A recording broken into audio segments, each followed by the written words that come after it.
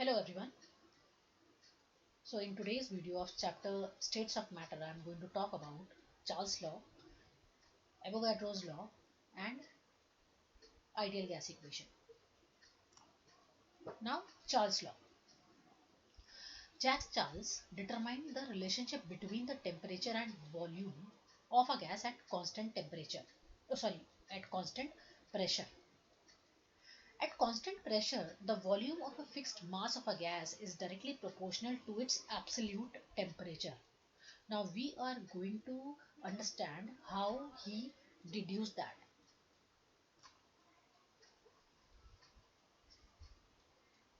Charles and Gay-Lussac. These two people work independently on the influence of temperature on volume of gas. And they used to do so many experiments which showed that for a given mass of a gas at constant pressure, its volume increases with increase in temperature. It was found that for an increase of every degree of temperature, the volume of gas increases by 1 upon 273.15 of its original volume at 0 degrees Celsius. So, if I am expressing this statement mathematically, I would say the final volume would be Vt at T temperature is equal to V naught at 0 degree Celsius plus T upon 273.15 multiplied by V naught. Here Vt and V naught are the volumes of the given mass of the gas at T degree Celsius and 0 degree Celsius respectively. If I rearrange this equation, so I would get what? I would get Vt is equal to V naught multiplied by T plus 273.15 upon 273.15. At this stage, what had happened? A new scale of temperature was introduced, which was called as absolute temperature scale, and it is defined as capital T, which is in Kelvin, is equal to degree Celsius plus 273.15. The scale, the absolute temperature scale, which was introduced, that was also called thermodynamic scale of temperature. The units of this absolute temperature scale is called Kelvin in the honor of Lord Kelvin, who determined the accurate value of absolute zero as minus 273.15 degrees Celsius. Now, the relationship which was deduced in between the final volume and initial volume, or the volume at T temperature and volume at 0 degrees Celsius, will be rearranged in terms of absolute temperature, and it would be Vt is equal to V0 multiplied by Tt upon T naught. Tt is equal to temperature plus 273.15 and T naught is 273.15. And after rearranging, we can see here Vt upon Tt is equal to V naught upon T naught. As you are understanding, Vt is volume at temperature T, Tt is the temperature T plus 273.15, V naught is the volume at 0 degrees Celsius, and T naught is the 273.15 temperature or Kelvin or 0 degrees Celsius. We can also say, if we generalize it, we can say V1 upon T1 is equal to V2 upon T2. And in a compact manner, we can write that V upon T is equal to constant, or V is equal to K2 multiplied by T, where K2 is the constant.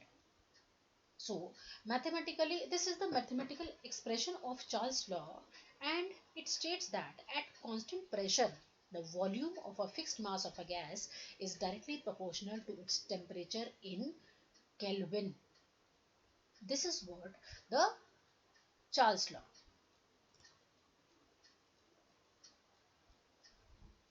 According to Charles' law, according to Charles' law, the graph of the volume of gas plotted versus its temperature in Celsius is a straight line with a positive slope. which on extending the line of zero volume, the line intercepts the temperature which is minus 273.15 degrees Celsius. At the another value of pressure, say P2, or the another gas which we have taken at another pressure, it is also giving the same value on extra plotting at temperature 273.15. The straight line of the volume versus temperature graph at constant pressure is called isobar. Zero volume for a gas sample is a hypothetical state. In practice, all the gases get liquefied at temperature higher than minus 273.15. This temperature is the lowest temperature that can be imagined, but practically it is impossible or it won't be attained. It is absolute zero temperature on Kelvin scale, and I repeat, the graph between volume as versus absolute temperature at constant pressure is called as isobar.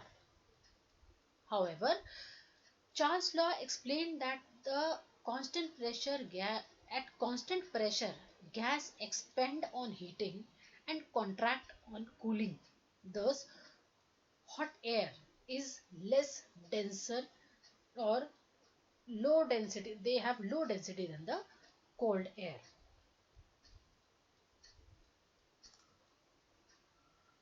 Now, Gay-Lussac law or pressure temperature relationship. This law relates the pressure and absolute temperature at fixed mass of a gas, or you can say at constant volume. At constant volume, the pressure of a fixed amount of gas is directly proportional to the absolute temperature.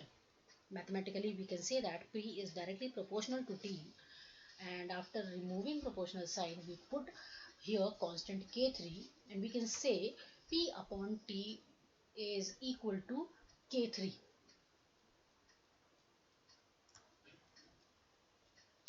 Now, graphical representation. When a graph is plotted between pressure in atmosphere and temperature in Kelvin, a straight line is obtained. It is known as isochore. With the help of this law, one can understand relation between the pressure and temperature in day-to-day life.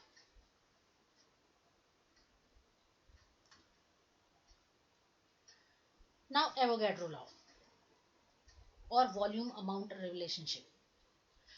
Avogadro combined Dalton's atomic theory with Gay-Lussac law of combining volumes to put forth a Avogadro law. According to this, equal volume of all the gases at the same temperature and pressure contains equal number of molecules. So we can say that according to Avogadro, V is directly proportional to N under same condition of temperature and pressure, where N is the number of moles of the gas in volume V.